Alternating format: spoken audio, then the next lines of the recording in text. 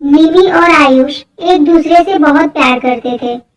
उनके रिश्ते को भी काफी समय हो गया था, इसलिए दोनों ने अब शादी करने का फैसला लिया। और फिर उन्होंने अपने रिश्ते के बारे में अपने घर वालों को बताया। दोनों के परिवार वाले उनकी बात को सहमति देते हुए उनके परिवार से मिलने की रजामंदी जताई। कुछ दिन बाद आयुष अपने परिवार के साथ मिमी के घर आता है।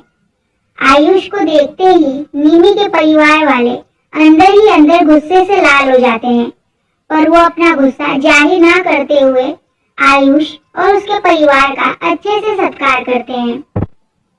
और कुछ देर बाद मिमी की माँ मिमी को कमरे से बाहर लाती है। मिमी को देखते ही आयुष के घर वाले उसे पसंद कर लेते हैं।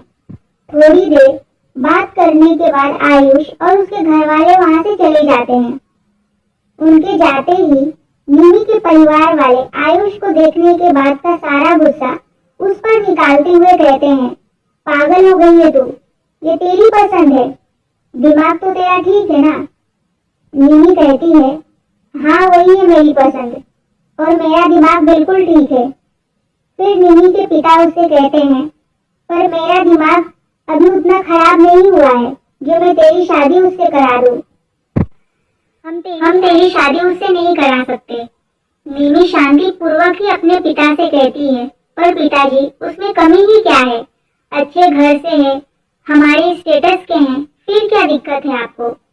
मिमी के पिताजी कहते हैं, बेटी अभी तुझ पर प्यार का भूत सवार है, जब ये उतरेगा तुझे एहसास हो जाएगा। उनके इस बात पर मिमी कहती है, पिताजी आयुष के अलावा मैं किसी से शादी नहीं करूंगी।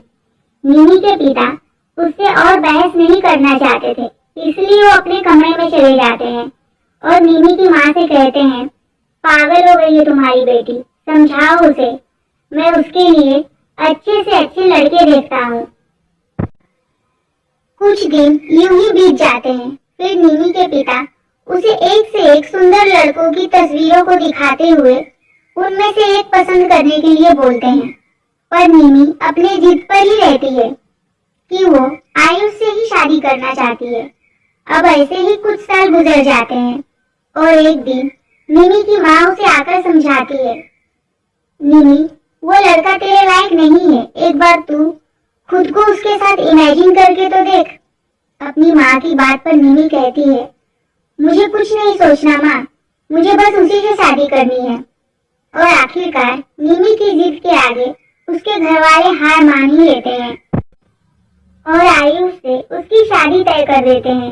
जब बारात मिमी के घर आती है तो दूल्हे को देखकर लोग मिमी और उसके घर वालों के बारे में उल्टी सीधी बातें करने लगते हैं, क्योंकि दुल्हन जहाँ 50 किलो की थी वहीं दूल्हा 90 किलो का था। लोग मिमी और उसके घर वालों का खूब मजाक बनाते हैं, पर मिमी के घर वाले चुपचाप उनकी बातें सुनते हुए मिमी की शादी करवाकर उसे विदा कर देते हैं। आयुष मिमी को अपने दुल्हन के रूप में देखकर बहुत ही खुश रहता है। सुहाग रात के वक्त जब आयुष कमरे में आता है तो वो मिमी से कहता है, मुझे तो यकीन ही नहीं होता कि हमारी शादी हो गई है। मुझे लगा था शायद मेरे शरीर को लेकर तुम्हारे घर वाले कभी हमारी शादी नहीं होने देंगे। आयुष की बात पर मिमी कहती है, अब तो मैं तुम्हारे सामने बैठी हूँ, वो भी तुम्हारी दुल्हन के रूप में। कुछ ही देर में दोनों अपनी सुहागरात को आगे बढ़ाते हैं। आयुष मिमी को पाकर इस तरह बेकाबू होता है कि वो भूल ही जाता है कि उसके शरीर का भार मिमी सह नहीं पाएगी। और जब आयुष के शरीर का सारा भार जब मिमी के शरीर पर पड़ता है तो वो बेहोश हो जाती है।